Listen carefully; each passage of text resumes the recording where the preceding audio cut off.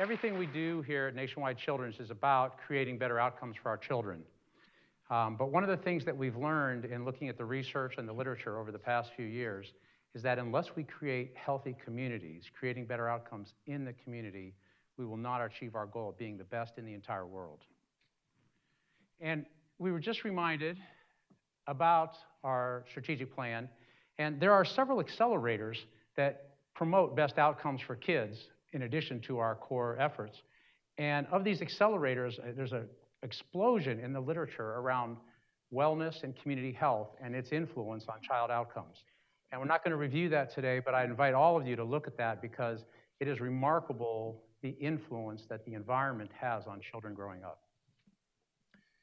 Now, of course, Healthy Neighborhoods, Healthy Families is our program on the South Side to really change the trajectory for children that are not doing well. And HNHF, as we've talked about in the past, has 5 prongs.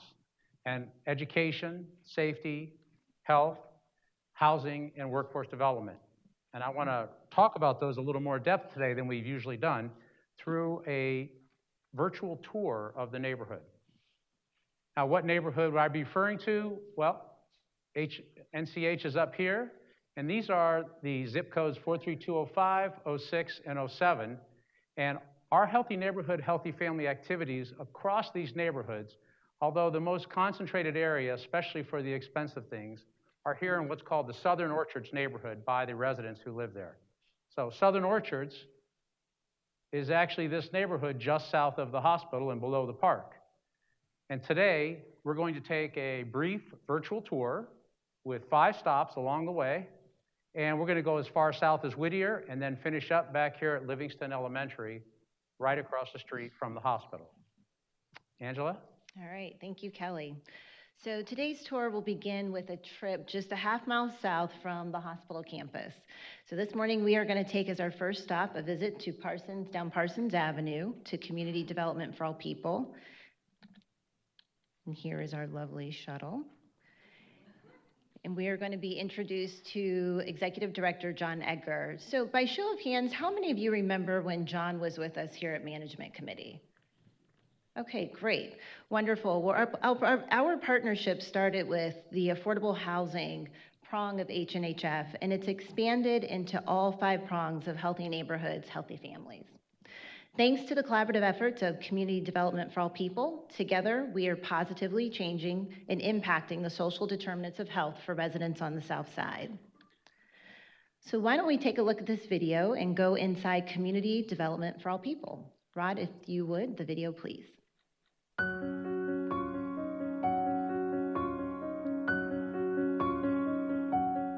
Nationwide Children's Hospital has emerged as this amazing leader, not just here in Columbus, but as an example of, quite frankly, around the country. And at Community Development for All People, as a faith-based nonprofit, we serve as a kind of connector between the intentions of the hospital and the folks who are present in the neighborhood themselves. In Jesus' name, I pray and ask this. Amen. Amen. We are standing in the Free Store that is one of the ministries that operates here at Community Development for All People. There are 20,000 different individuals every year who receive clothing or household items through the Free Store. Yeah, that would fit us right here. Today we are having our back to school shopping day. They're able to pick out uniforms and clothing, underwear, socks. It's not just distributing the items, but it's building these relationships and how can we help that person and the community move forward. Next door is a market that distributes 12,000 pounds of fresh fruits and vegetables every week. All of that is also free. Care, like they have care. And there's an admission ticket, however, for the market that people participate in half-hour doses of health education each week before they shop. I've been here about 4 years, and it's been wonderful. When they come here, and they be so glad to get the fresh vegetables, and they just smile when they come in, smile when they go out. Next to the fresh market is Bikes for All People. The bike shop receives donated bicycles. They are refurbished and they are sold at very low prices, and then children's bicycles are distributed free of charge. We have a lot of customers from a hospital, and their business also helps us be able to do other things in the community. So all these things draw people, but then together there's an energy, an emerging resilience of hope that we can make a community that is strong and vital, and where the social determinants of health are working for people instead of against them.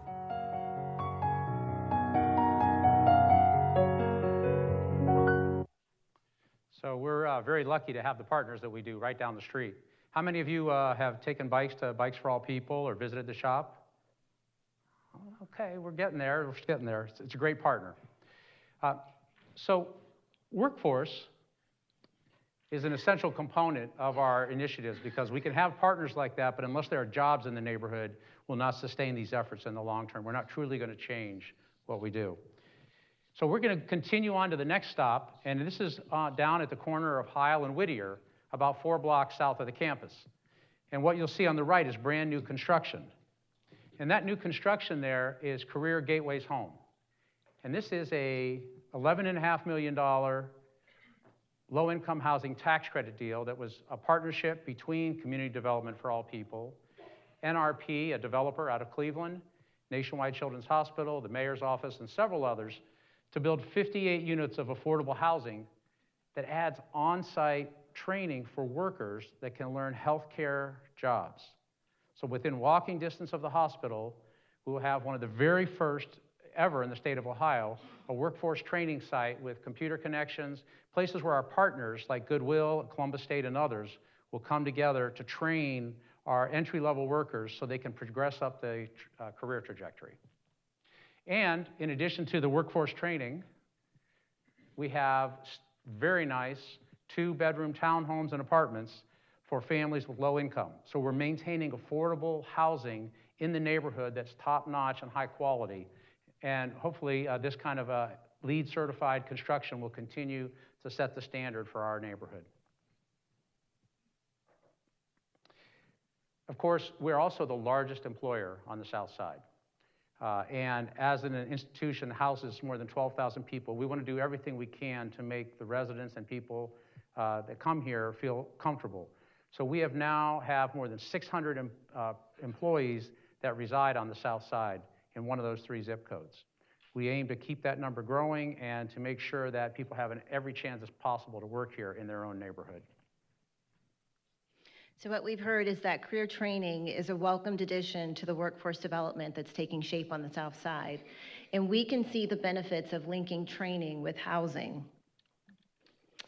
Affordable housing has served as the anchor to healthy neighborhoods, healthy families, and it marks the beginning of our neighborhood revitalization efforts.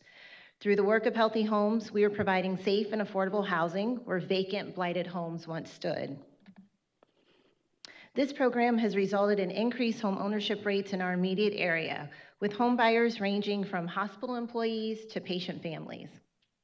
So our next stop on the tour is Carpenter Street. By show of hands, how many of you are familiar with Carpenter Street, or you know where it's located? Okay, good. So we all are pretty familiar with the location. Well, as you know, Carpenter Street is located just east of Livingston Elementary School. And this is where the Healthy Homes program began, just south of Livingston Avenue. When we started Healthy Homes, we began with a goal of improving 38 residential blocks. And that goal has grown into the improvement of over 50 blocks of residential homes for new and existing homeowners. So as we travel down Carpenter, let's stop and take a look at the work of Healthy Homes. Brad, video please.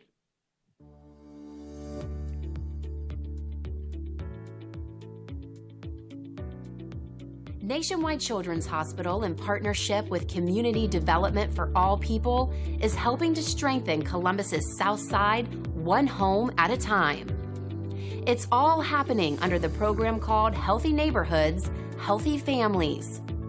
Healthy Homes is just one part of that initiative. It's helped revitalize a 52-square block of the neighborhood directly south of the hospital's main campus.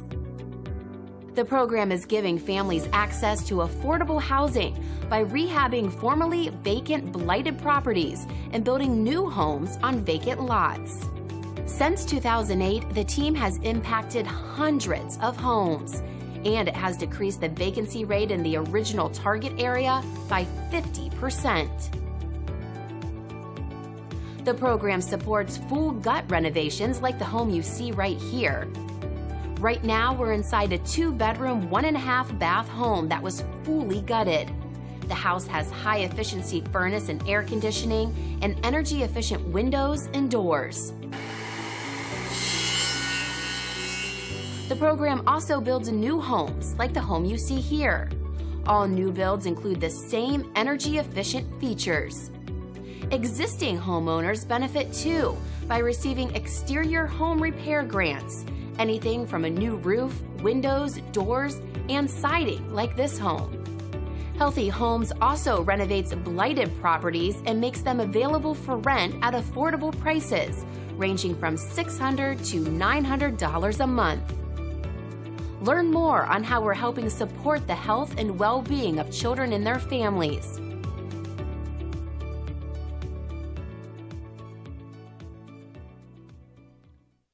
So you can see, in addition to housing, we are also focused on supporting a safe and vibrant community.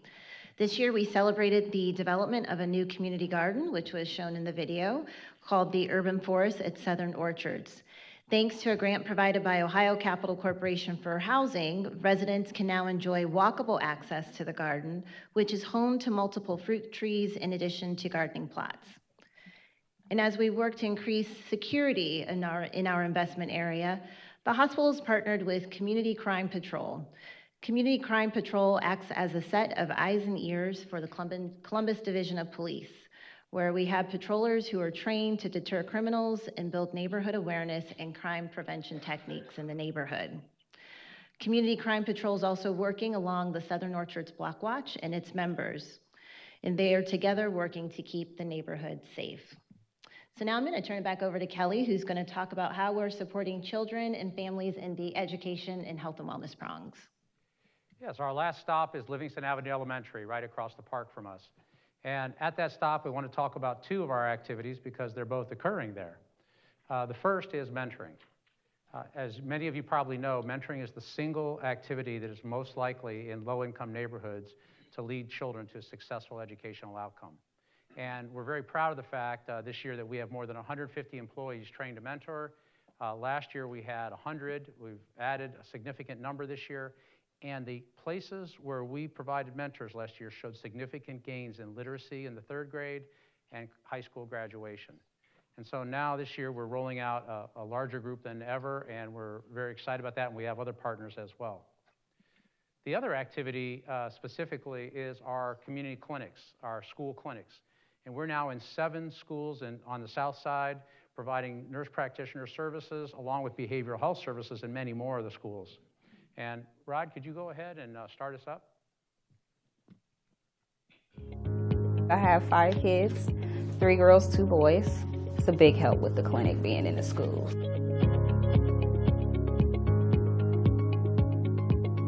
My name is Michaela. I'm going to the 4th grade. She was doing a lot of complaining about the throat. It was sore, and the nurse called me to make sure that it's not really strep. I see a lot of strep, earache, headache, and then, of course, stomach viruses. A school-based program that partners with us. The kids can stay in school, they can get the treatment they need, and it doesn't disrupt everybody's daily activity. The school nurse is a really great partner with us. They know that there's services that we can provide that the kids need here. It's pretty busy. We start first thing in the morning. I just take a look at them if I see them and I think that's pretty suspicious. That ear looks pretty bad, like an ear infection, or the throat looks irritated and I suspect strep. I'll give the family a call, we'll get them in, and then the pediatrician or nurse practitioner can see them. The nurse practitioner can diagnose and then treat. We definitely do a lot of physicals. That's definitely been what brings them down here originally. We've seen a lot of kids just for a regular well check and identified some pretty significant health issues that would have gone undiagnosed. We can also administer medication. We can do lab work. We can do at the school. I have my son Joshua. He's ADHD, so in and out of clinics constantly. It's a lot easier having the clinic in here as well because they actually can sit face to face to the doctor and be like, hey, well, this is what we noticed in the school. When we talk about addressing the whole child, we're pretty much trained to deal with the academic piece, but not so much the social emotional piece. We're the experts at school, but then we have the medical experts here that can help us build the best environment to address the whole child. It is definitely a team approach. I feel like immunizations, with physicals, with asthma, having the inhalers at school, having medications at school has greatly increased since I've had our wellness clinic here in the building. What makes me happy is to see my kids well and the parents happy. It's a good place. So the research literature is confirming what our early experience here is in the Care Connection clinics and schools, that overhead costs per visit are lower, kids tend to show up, we have fewer missed appointments, and that families and children love to be seen in the schools wherever possible. So we have a long way to go, we have to build these bridges, but our experience here is leading to the same direction that is suggested by the research and the literature. Whoops, I went one too many. So that's our brief tour of the neighborhood. It's a virtual tour. We realize it's not a total immersion experience, but the real question is, how will you get immersed? We have a great staff, but we're very few in numbers. This organization of 12,000 could have an overwhelming impact on this neighborhood where infant mortality is still high, suicide is still high, hunger is still a problem. And these are ways you can get involved. First, participate in one of our poverty simulations. Those are ongoing and being offered out to physicians and staff throughout the hospital. It's in your top takeaways, how to connect with all these items up here. Go on a HNHF tour. We are going to offer actual tours beginning in November, and that also, sign-ups for those will be online. Volunteer yourself. We have more than 150 people that are currently mentoring, but we need more. And there are other volunteer activities at the HNHF website. Nick Jones, the director, would love to hear from you about how you want to make a contribution or how your team wants to make a contribution even better. And lastly, share your story. There are opportunities to talk about stories because we're no longer doing things to the neighborhood or for the neighborhood. We're now moving to with and of the neighborhood. It's really the relationships that we build that will really transform the place into a healthy, vibrant community, and we need your help to do that. So thank you. Thank you. Can you say that?